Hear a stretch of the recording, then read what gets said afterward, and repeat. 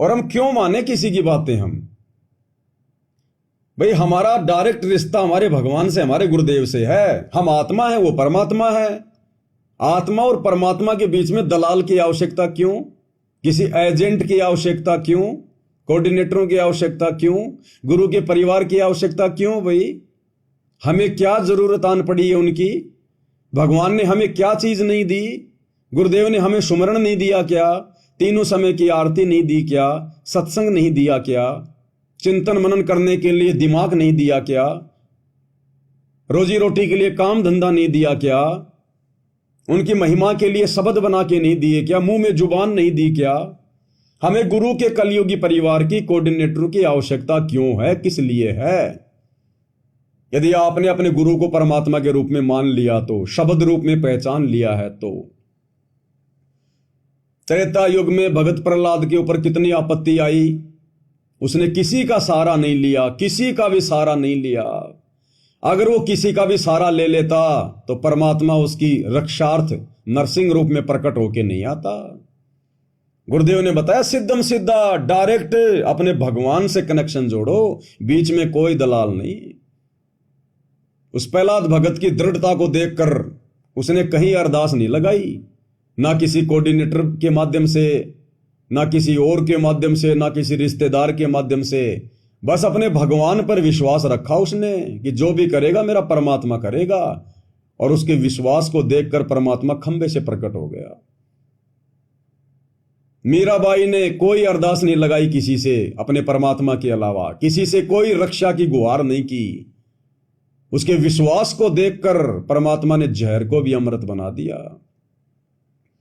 महाभारत के युद्ध के दौरान वो टटीरी पक्षी जिसने अंडे दे दिए थे मैदान में, और उसी समय वो युद्ध छिड़ गया, अपने अंडों की रक्षा के लिए उसने अपनी आत्मा से अपने परमात्मा को पुकारा।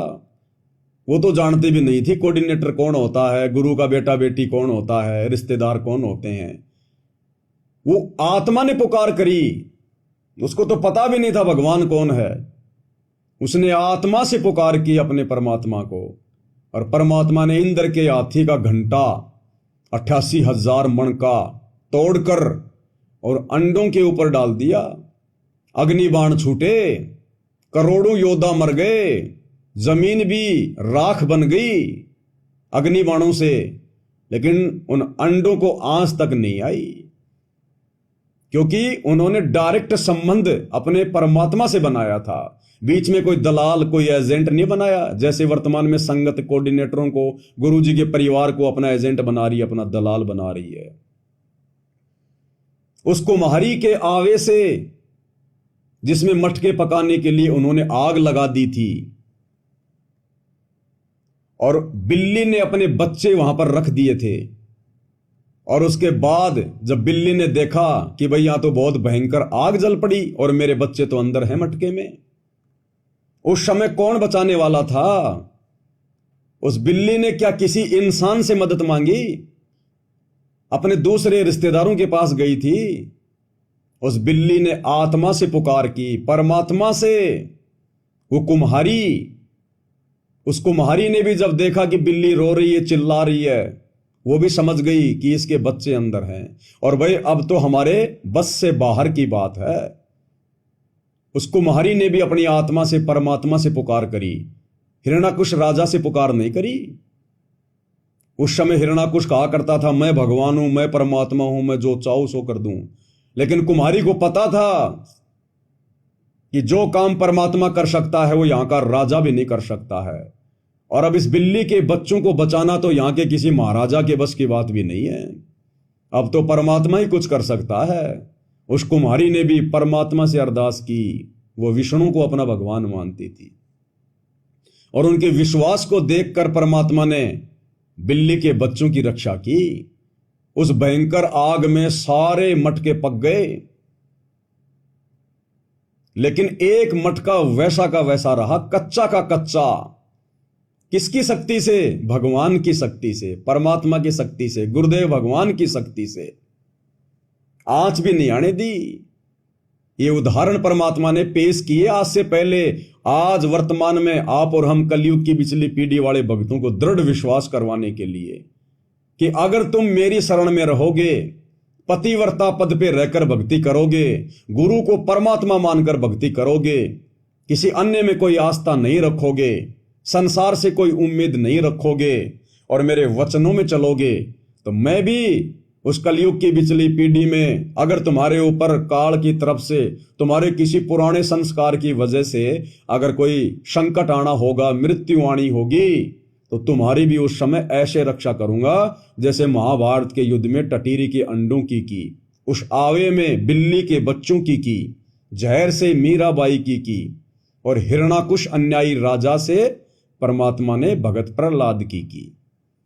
इसलिए तो हम असुर निकंदर नमैनी में रोज पढ़ते हैं। हमारे विश्वास के लिए तो गुरुदेव हमें वो सारी बातें दे रहे हैं कि सतगुरु शरण शरणाई, शरण गए कछु भय नहीं व्यापे, काल जाल भय मिट जाई, रोग शोग छल छिद्र न व्यापे, सन्मुख न ठहराई, और जहर अग्नि तन निकट न आवे, दूरी जात रंगाई।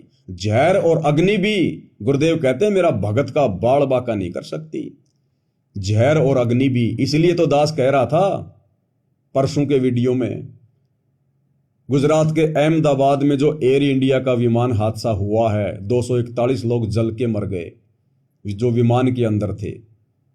अगर उस विमान में एक भी सच्चा भगत सतगुरु रामपाल जी का होता तो वो भगत तो बचता ही बचता, उसका तो कोई बाल बाका होना ही नहीं था, क्योंकि भगवान का वचन है कि जो मेरी मर्यादाओं में रहकर भक्ति मार्ग पर चलेगा तो जहर अग्नि तन निकट नहीं आवे।